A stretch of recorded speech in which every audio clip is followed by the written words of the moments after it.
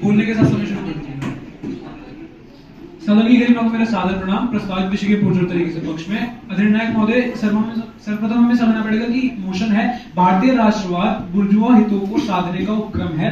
वर्तमान समय का ही परिप्रेक्ष्य बुद्धिजीवियों का सदन है। महोदय, सर्वप्रथम समझना पड़ेगा कि बुद्धिजीवी होते हैं और वो भी भारत के वर्तमान परिप्रेक्ष्य में बुद्धिजीवी होते हैं। हमारे कुछ गोल्स हैं, हम समझते हैं कि हमारे गोल्स क्या, हमारे गोल्स ये कि कहीं ना कहीं जो भारत की कल्चरल डिस्टिंक्टिवनेस है, डाइवर्सिटी, कहीं ना कहीं उसको प्रिजर्व करके रखना चाहते हैं। हम अपने देश के अंदर किसी को भी पिछड़ता हुआ नहीं होने देना चाहते हैं। ये हमारे कुछ मेजर गोल्स हैं। अब महोदय समझना पड़ेगा कि वर्तमान का समय चल रहा है, तो वर्तमान भारत की स्थिति क्या है ये देख लेते हैं। वर्तमान भारत की स्थिति को यदि आप देखें तो वर्तमान के अंदर भारत में जो पार्टी है वो भारतीय जनता पार्टी है, और भारतीय जनता पार्टी कहीं ना कहीं जो भी आइडियाज को इंट्रोड्यूस किया जा रहा है उसको कहीं ना कहीं मैनिपुलेट करती है। हमको समझना पड़ेगा।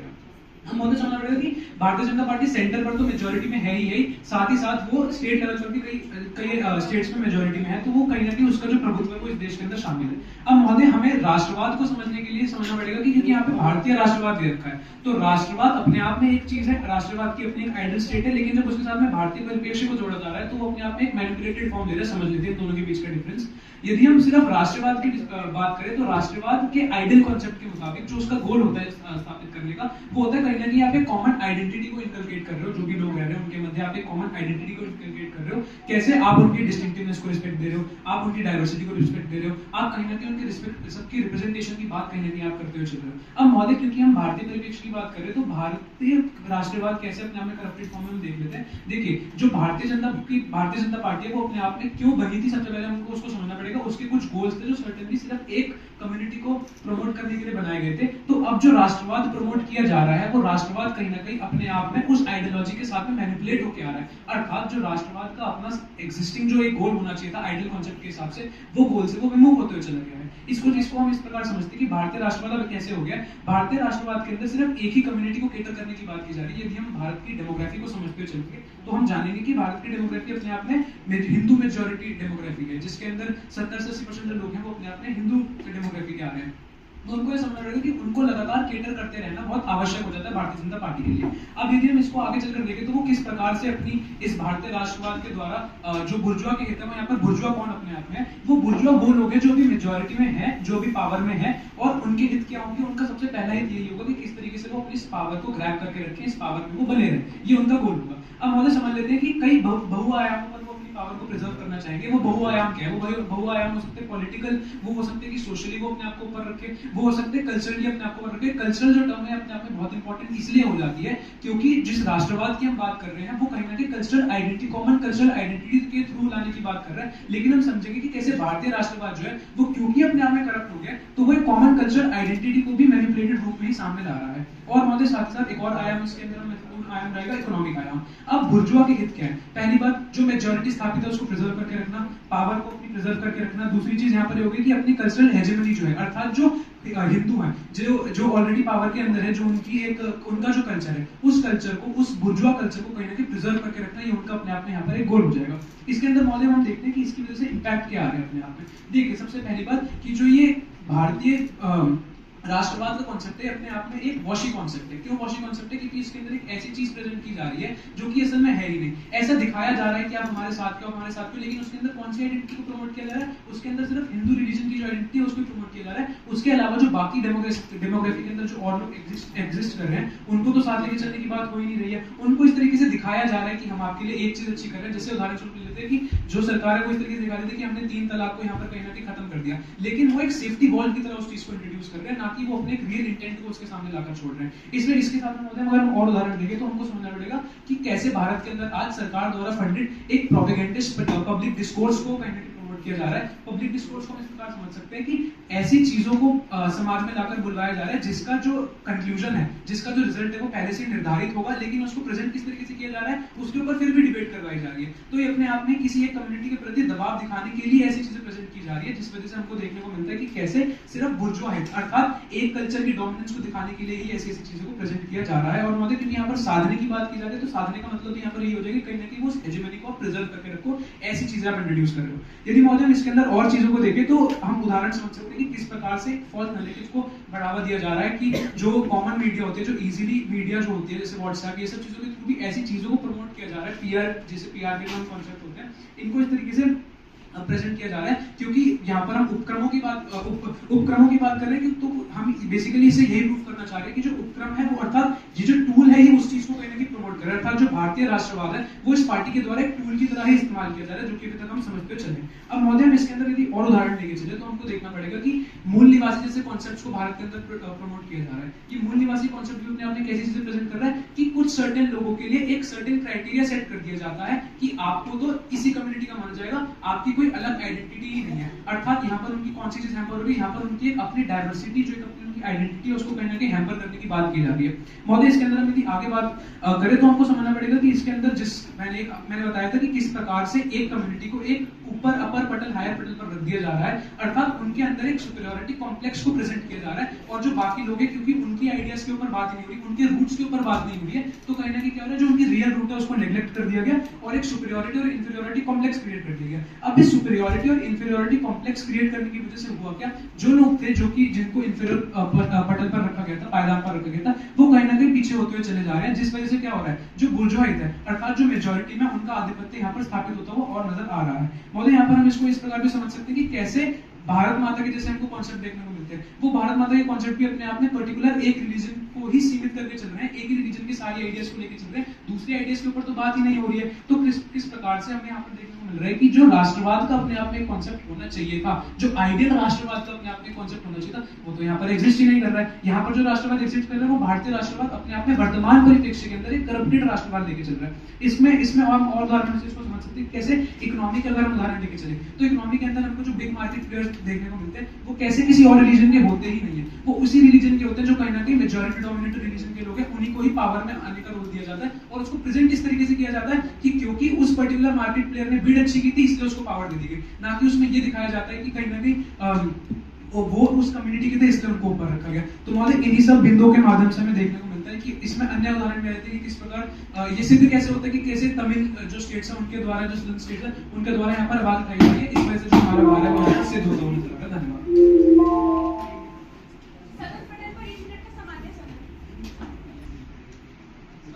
मेरी आवाज पीछे तक आ रही है? हाँ आ रही है। 3 2 1 सदन की घटनाओं में मेरा अभिनंदन। मेरा प्रतिपक्ष जिस बात को सिद्ध करने का प्रयास कर रहा है वो ये कह रहा है कि महोदय उसने पूरी स्पीच में यही सिद्ध किया है कि भारतीय राष्ट्रवाद जो है वो करप्ट हो गया है, लेकिन मुद्दा यहाँ पर ये है कि भारतीय राष्ट्रवाद का जो आइडियल फॉर्म है क्या वो बुर्जुआ को केटर करता है एज अ टूल, लेकिन वो पूरी स्पीच में ये प्रूव करने की कोशिश कर रहे हैं कि भारतीय राष्ट्रवाद जो है इक्वल टू भाजपा का पॉलिटिकल कैंपेन। मतलब समझने की आवश्यकता ये है कि भाजपा का अवसरवाद भारतीय राष्ट्रवाद नहीं है। मेरा प्रतिपक्ष इस बात में कंफ्यूज है कि भाजपा जो है वो इलेक्टोरल बेनिफिट्स के लिए, इलेक्टोरल गेन्स के लिए जितने भी कैंपेन कर रही है वो सब भाजपा की अवसरवादी राजनीति है, लेकिन वो भारतीय राष्ट्रवाद नहीं है। अब मैं अपने वक्तव्य में आना चाहूंगा। सबसे पहले हमें समझना पड़ेगा कि भारत ऐसा आइडिया क्या है। भारत ऐसा आइडिया को जो इमर्ज हुआ है, भारत ऐसा आइडिया जो बना है वो एक कॉमन ऑपरेशन के अगेंस्ट बना है, यानी कि भारत का आइडिया बना है कि हम सब, हमारी जितनी भी आइडेंटिटीज हैं, हम ये एक्नॉलेज कर रहे हैं कि हमारी एक नॉर्मल आइडेंटिटी, लोकल आइडेंटिटी भी होती है, कम्युनिटी लेवल पे भी एक आइडेंटिटी होती है, फैमिली लेवल पे भी एक आइडेंटिटी होती है, लेकिन भारतीय राष्ट्रवाद, भारत का जो आइडिया है वो इन सब आइडेंटिटी से ऊपर उठकर एक कॉमन ऑपरेशन के अगेंस्ट कलेक्टिव हुआ है। तो वो आइडिया जो है वो भारतीय राष्ट्रवाद है और वहां से जो वैल्यूज निकल के आ रही हैं, यानी जब हम एक कॉमन ऑपरेशन के खिलाफ जा रहे हैं वहां से जो वैल्यू निकल के आ रही हैं वो भारतीय राष्ट्रवाद को बताती है, ना कि वो वैल्यू जो कोई पार्टी अपने प्रोपेगेंडा को दर्शाती है वो भारतीय राष्ट्रवाद नहीं होता है। अब राष्ट्रवाद का मूल अर्थ ये होता है कि आप एक कलेक्टिव आइडिया से बिलोंग करते हैं और उस कलेक्टिव आइडिया में आप उन सारे आइडियाज को एक्नॉलेज करते हैं जो आप जितनी भी आइडेंटिटीज वहां पर हैं वो सारी उससे कनेक्टेड फील कर, यानी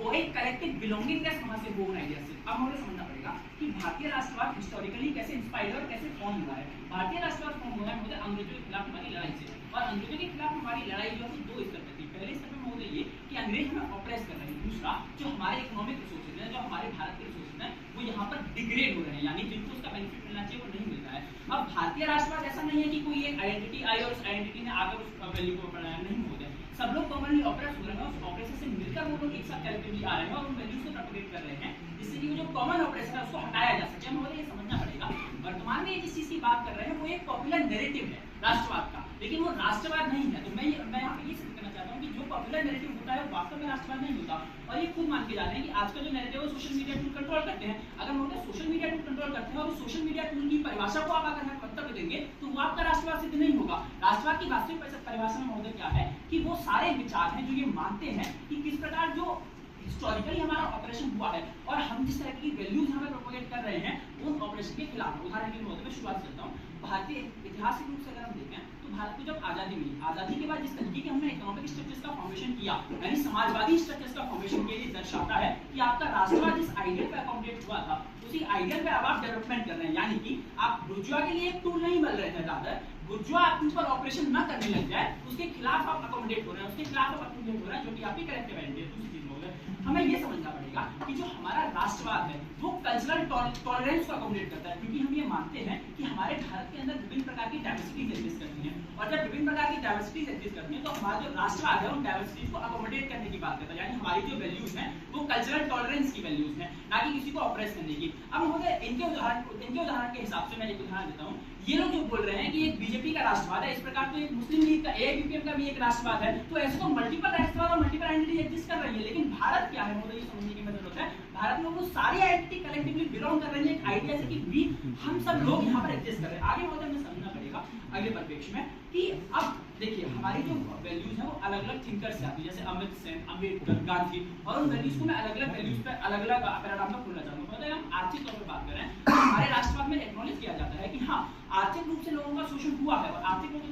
से क्योंकि लोगों का शोषण हुआ है तो अब हमें जिस तरीके के बदलाव लाने चाहिए वो आने चाहिए। जैसे उदाहरण के लिए हमारे भारत की जो आज कॉन्स्टिट्यूशनल वैल्यू है, जो संवैधानिक वैल्यूज है, वो क्यों सीधा फ्री मार्केट को एडवोकेट नहीं कर देती है? वो क्यों ये एक्नॉलेज करती हैं कि नहीं डायरेक्टली हम फ्री मार्केट नहीं लेके आएंगे, क्योंकि उनका जो राष्ट्रवाद है वहां से वो वैल्यू ड्राइव कर रहे हैं। जो वैल्यूज ये है कि नहीं आप ये एक्नॉलेज करें कि कुछ ऐसे लोग हैं जिनका हिस्टोरिकली ऑपरेशन हुआ है, कुछ ऐसे लोग हैं जो अभी भी आगे तक पे नहीं आ पाए हैं। आगे महोदय अगर हम राजनीतिक तरीके से देखें, राजनीतिक तरीके से महोदय अगर इनका ये राष्ट्रवाद होता वास्तविकता में तो कोई और ऑल्टरनेटिव समाज में एग्जिस्ट नहीं कर रहा होता। मतलब हम हमेशा जो पूरा अवसरवादी जो इनकी पूरी राजनीति है वही भारत का राष्ट्रवाद बन चुकी थी। लेकिन नहीं महोदय, आज भी समाज में डिस्कोर्स हो रहे हैं, आज भी समाज में एंटी आइडियाज आ रहे हैं, लोग काउंटर कर रहे हैं, नए इंस्टीट्यूशन का फॉर्मेशन हो रहा है जो दर्शाता है कि हाँ अभी भी हम अपने कल्चरल या फिर अपने नेशन के आइडिया से मोटिवेटेड हैं। आगे बढ़ते हमको समझना पड़ेगा कि हमारी जो कॉन्स्टिट्यूशनल वैल्यूज है वो इस चीज को नरेट करती हैं, एक मार्केट में इस चीज को नरेट करती हैं कि आप डेवलपमेंट करिए, आप विकास करिए, लेकिन आपके जो विकास के पैमाने हैं वो किसी इंडिविजुअल के खिलाफ नहीं जाएंगे, या जो आपका विकास है वो किसी इंडिविजुअल को काउंटर नहीं करेगा, जो कि हमारा राष्ट्रवाद है। और वो राष्ट्रवाद जो है किसी भी प्रकार से टूल नहीं बन रहा, बल्कि अगर हम बहुत ध्यान से देखें तो जो बुर्जुआ का ऑपरेशन है उसके एंटा ही है वो राष्ट्रवाद। यानी उस राष्ट्रवाद की जो वैल्यूज है वो बुर्जुआ के ऑपरेशन के कंप्लीटली एंटा ही है कि आप अगर ऑपरेशन करेंगे तो हम यहाँ पर कहेंगे कि आप ऑपरेशन नहीं कर सकते। यानी जो हमारी संवैधानिक वैल्यू है, हमारी भारतीय वैल्यू है, वो खड़े हैं। और सबसे जरूरी चीज ये भी समझने की आवश्यकता है कि भाजपा एज आइडिया या भाजपा एज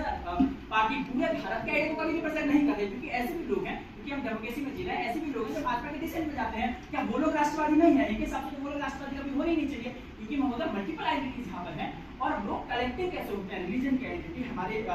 कम्युनिटी की आइडेंटिटी, हमारे स्टेट की आइडेंटिटी से ऊपर उठकर भी एक आइडेंटिटी है जिस पर हम कॉमन बिलोंग करते हैं। उदाहरण के लिए होता है भारत का झंडा, हम किसी भी कम्युनिटी से बिलोंग करते हैं, किसी भी चीज से बिलोंग करते हैं, लेकिन इंडियन फ्लैग हमारे लिए कॉमन आइडेंटिटी है, वो मेरे रिलीजियस आइडेंटिटी को कभी कैसे नहीं करती। अब मैं प्रतिपक्ष के वक्त बताना चाहूंगा। ये लोग कह रहे हैं कि जो भाजपा है वो मूल्यवादी कॉन्सेप्ट को आगे फैला रही है। मतलब मूल्यवादी कॉन्सेप्ट में हम एक्नॉलेज कर रहे हैं कि भाजपा जो है मूल्यवादी कॉन्सेप्ट फैला रही है, लेकिन मैं मूल्यवादी हूँ, मैं हरियाणा से मानो बिलोंग करता हूँ, तो मैं हरियाणा के लिए कॉमन बिलोंगिंग में फील कर सकता हूँ, या उत्तर प्रदेश से बिलोंग करता हूँ तो मैं फील कर सकता हूँ। लेकिन होता है यदि मान लीजिए कि मैं एक व्यक्ति हूँ और मैं आज भारत से बाहर जाता हूँ, भारत से जब मैं बाहर जाता हूँ तो मैं एक ऐसे व्यक्ति से जब इंटरेक्ट करूँगा तो मैं उनसे ये नहीं पूछूंगा तुम हरियाणा से या उत्तर प्रदेश से हो, तुम भारत से हो, मैं इस आइडिया को कलेक्टिवली बिलोंग करूंगा। तो ये आइडिया दर्शाता है कि आपका जो बिलोंगिंगनेस है, आपकी जो छोटी छोटी आइडेंटिटीज हैं उनको वो आइडिया अकोमोडेट कर पा रहा है। उसके अलावा हम ये बात करते जा रहे हैं, इसका पूरा आइडिया है कि भाजपा उसको सेफ की तरह यूज कर रही है, जो मीडिया है उसको प्रमोट कर रहा है, जो सुपीरियरिटी और इन्फीरियरिटी क्रिएट कर देगा, और ये मान रहे हैं कि भारत माता का जो कॉन्सेप्ट है वो पूरा प्रॉब्लमेटिक है। इसके अज्यूम करके जा रहा है कि कोई ना कोई ठोस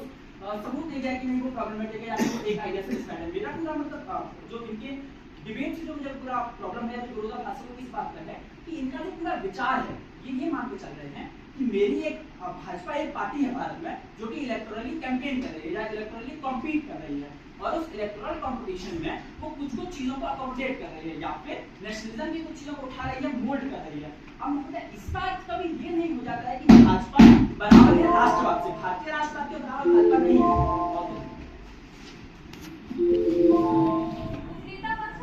है। सदन की गरिमा को सादर प्रणाम। विषय के पुरजोर तरीके से पक्ष में अपना वक्तव्य रखते हुए 3-2-1 की उल्टी गिनती के साथ अपने वक्तव्य को प्रारंभ करूंगा महोदय। 3, 2, 1।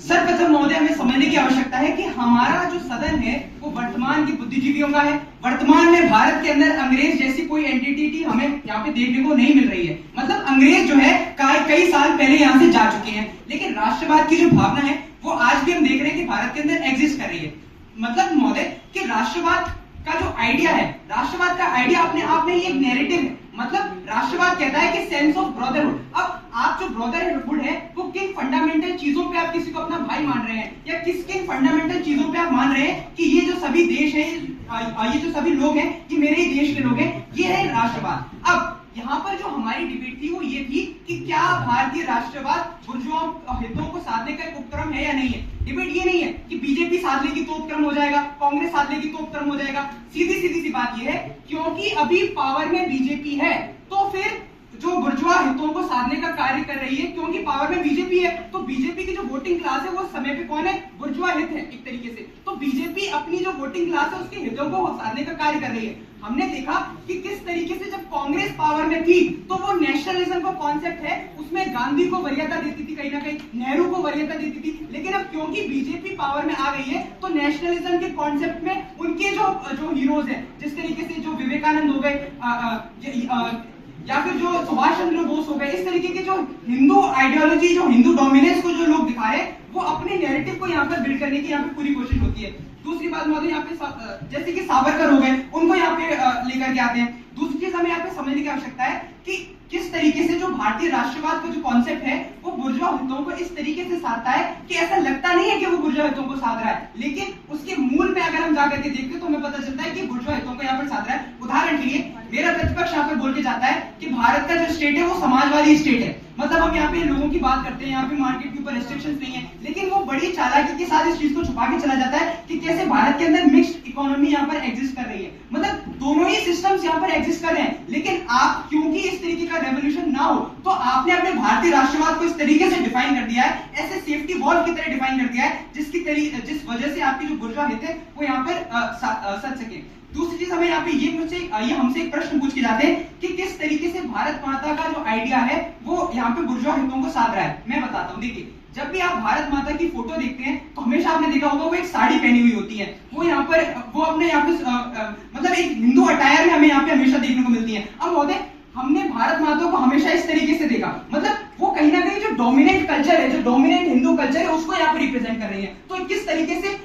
आप अपने देश से तो खुद को एसोसिएट कर रहे हैं, लेकिन फिर भी उस देश की उन वैल्यूज से आप कहीं ना कहीं जो कहीं ना कहीं बुर्जुआ हित है, जो हिंदू कम्युनिटी जो यहाँ पे डोमिनेंस में उसके हितों को साध रहे हैं। ये बोल के जाते हैं भारत का झंडा। मतलब भारत के झंडे के अंदर देखते हैं हमें एक सैफरन कलर हो गया, एक ग्रीन कलर हो गया। सैफरन कलर है वो मुख्य रूप से यहाँ पे कहीं ना कहीं जो हिंदू डोमिनेंट कम्युनिटी से रिप्रेजेंट कर रहा है,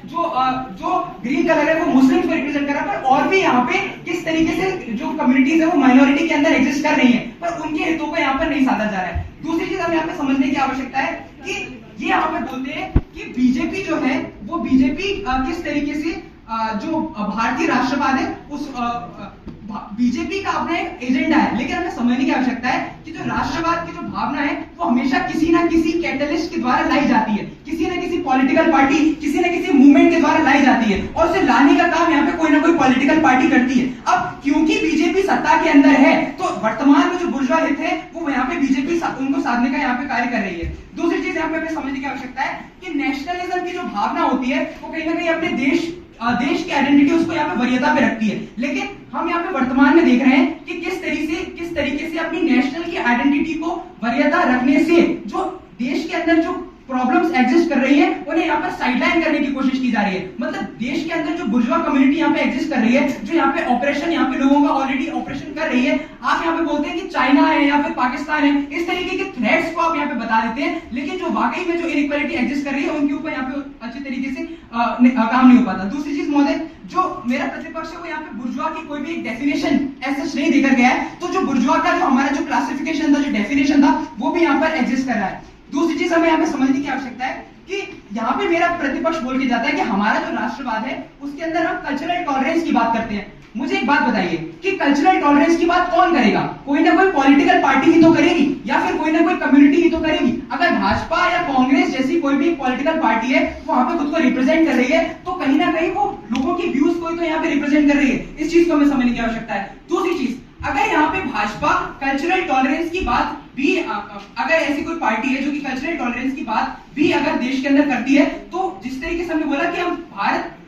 भारत के जो राष्ट्रवाद है वो मूल निवासी, कि किस तरीके से जो भाजपा है वो बोल रही है कि जो मुसलमान है वो फॉरेन इन्वेडर्स हैं एक तरीके से, और हम भारत के यहाँ पे मूल निवासी हैं। मतलब कि आप अगर भारत के अंदर रह रहे हैं, उसका जो नेशनलिज्म है वो किस तरीके से हिंदूज को कहीं ना कहीं पे अभी वर्तमान के समय में यहाँ पे वो कर रहा है। और अगर कोई भी मुस्लिम होता है जो इन वैल्यूज पे वो बोलता है, जैसे अगर मुस्लिम्स का अगर हम कल्चर देखें तो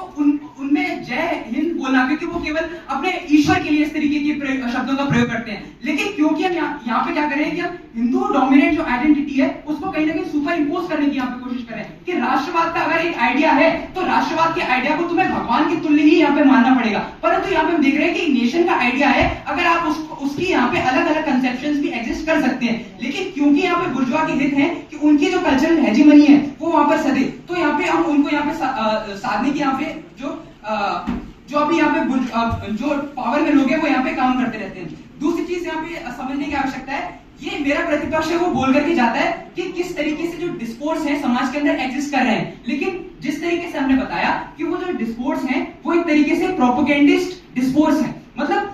वो ऐसी चीजों के ऊपर डिबेट्स हो रही है और ऐसी तरीके से वो डिस्कशंस को लीड किया जा रहा है जिनके अंदर जो कंक्लूजन है वो पहले से ही पता है। मतलब अगर आप वहां पे डिबेट के अंदर एक व्यक्ति को वहां पे बुला भी रहे हैं तो एंकर के जो सवाल होने वाले हैं वो भी काफी हद तक बायस्ड होते हैं। और ऐसा क्यों होता है? ऐसा इसलिए होता है क्योंकि उन बुर्जुआ लोगों के द्वारा उन न्यूज चैनल्स को भी यहाँ पे रेगुलेट कर दिया जाता है, उनको यहाँ पे कंट्रोल कर लिया जाता है। सोशल मीडिया पे भी जो यहाँ पे चीजें चल रही होती है देश को लेकर के, जो सारे के सारे नैरेटिव चल रहे होते हैं, वो सारे के सारे नैरेटिव्स भी यहाँ पे कंट्रोल्ड होते हैं। इस वजह से जो यहाँ पे भारतीय राष्ट्रवाद है, चाहे बीजेपी उसे मैनिपुलेट करने की कोशिश करे या कांग्रेस मैनिपुलेट करने की कोशिश करे, वह एक उपक्रम है। धन्यवाद। दिए गए विषय भारतीय राष्ट्रवाद बुर्जुआ हितों को साधने का उपक्रम है। ये नहीं है कि बुर्जुआ विपक्ष में मैं अपने वक्तव्य के साथ, जैसा कि अभी भी पक्ष के 2 वक्तव्य हो चुके हैं, तो उसमें साफ नजर आ रहा है कि वो भाजपा के राष्ट्रवाद को या फिर जिस राष्ट्रवाद को भाजपा ये इंपोज करना चाहती है कि पूरे भारत का राष्ट्रवाद वही है, और वो ये मान जाते हैं कि हाँ भारत का राष्ट्रवाद शुरुआत से यही रहा है। ये अपने आप में इस चीज को मान रहे कि इन्हें अभी तक भारत की हिस्ट्री के बारे में और भारत कैसे आज भी भारत जैसे अंग्रेजों ने ओप्रेस किया है, आज भी हम उस चीज को मानते हैं कि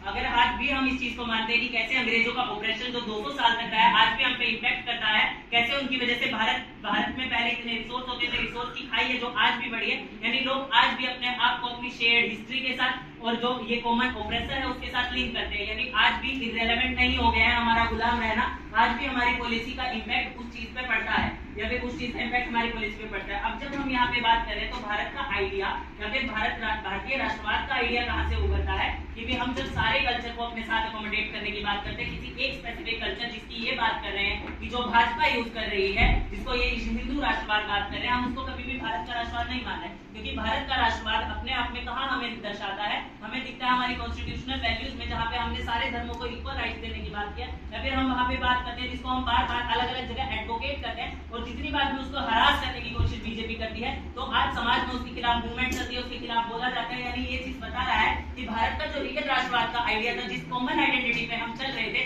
जिस कॉमन ऑपरेशन से या फिर कॉमन हिस्ट्री से हम अटैच हैं, हम उसको लेकर और जो हमारा गोल है कि एक ऐसा इंडिया बनाना जहाँ पे किसी का किसी आइडेंटिटी के बेस पे शोषण ना हो, या फिर हम अपने आप को इंडिया एज आइडेंटिटी को हमेशा सुप्रीम रख के डिसाइड करें अपने पर्सनल बायसेस से हटकर, उसको आज भी हम आगे रख रहे हैं, क्योंकि हम ये डिस्कोर्स होते हुए अगर यहाँ पे ये डिस्कोर्स हो रहा है तो हम समझ रहे हैं कि हम भाजपा के जो ये नैरेटिव फॉल्स नैरेटिव को चलाना चाह रहे हैं, हम उसको उखाड़ने की बात कर रहे हैं या फिर उसको चैलेंज करने की बात कर रहे हैं। अगर मैं आके यहाँ पे मान ही लूं कि भाजपा का जो राष्ट्रवाद है वही भारत का राष्ट्रवाद है, तो यहाँ पे डिबेट करने का कुछ रह ही नहीं जाएगा, इसीलिए यहाँ पे दूसरे राष्ट्रवाद जो एग्जिस्ट करते हैं, जो रियल भारत का राष्ट्रवाद है, और जब भी भाजपा आती है, भाजपा एक पॉलिटिकल पार्टी है, वो कहीं से भी पूरे भारत को रिप्रेजेंट नहीं करती है। अगर वो पावर में भी आ जाती है, उसके बावजूद भी बहुत ऐसी पार्टी है जो पावर में जो अलग अलग स्टेट्स में पावर में बैठी है, जो लोकसभा में जिनकी सीट्स हैं, यानी वो भी भारत की सेकुलर लीडर जो भाजपा के आइडिया जो नेशन या कॉमन आइडेंटिटी का आइडिया है, जो किसी हिंदू कल्चर या फिर किसी एक कल्चर या किसी मूल निवासी से आता है, उसको चैलेंज करने के लिए यहाँ पे बैठे हैं। यानी भारत के अंदर अगर आप उन लोगों के से को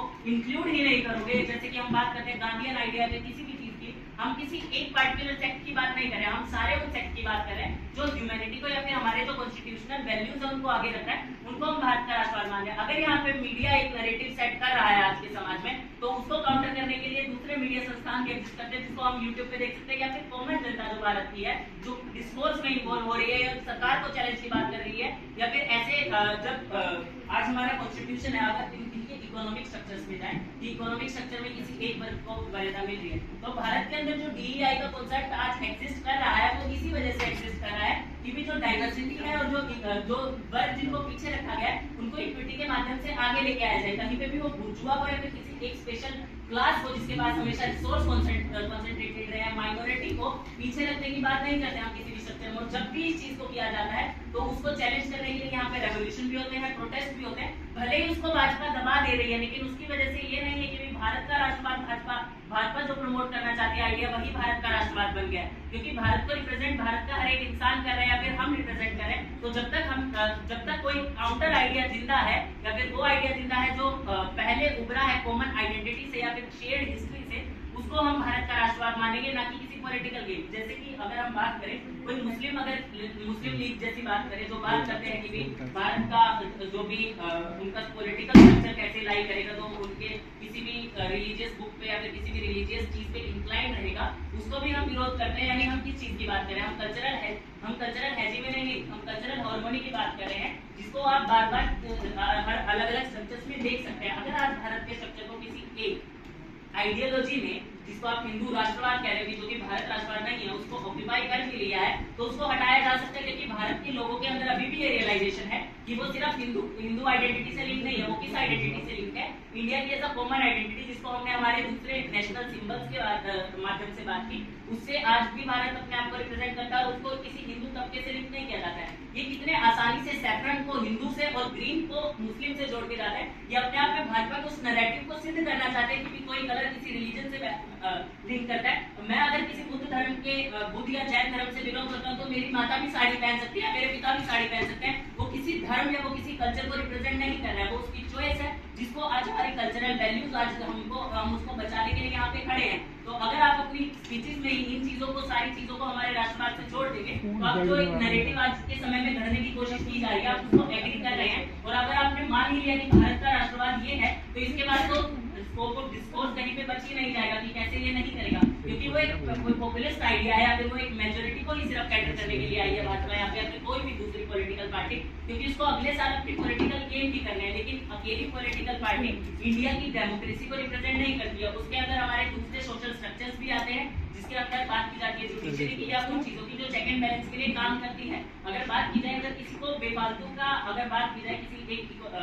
किसी भी एक कैपिटलिस्ट को फालतू का फंड दे देने की, तो उसको भी कोर्ट में आज चैलेंज किया जाता है, जिससे हम ये समझ सकते हैं कि भी लोग यहाँ पे चैलेंज करने के लिए, फिर उनको ये समझ है कि वो उनकी आइडेंटिटी कहाँ से डिराइव कर रहे हैं, या फिर कहाँ से उनका वो आइडिया, या फिर कहाँ से आप जिस गोल की बात करें, उनका गोल क्या है। उनका गोल जैसे कि आपके अनुसार भी एक ऐसा समाज है जहाँ पे कोई डिस्क्रिमिनेशन ना हो, या फिर जहाँ पे किसी को वरीयता ना दी जाए, उसको भले ही कोई पॉलिटिकल पार्टी ना कर रही हो, लेकिन आज हम जैसे लोग, या फिर उस समाज में जिनके अंदर ये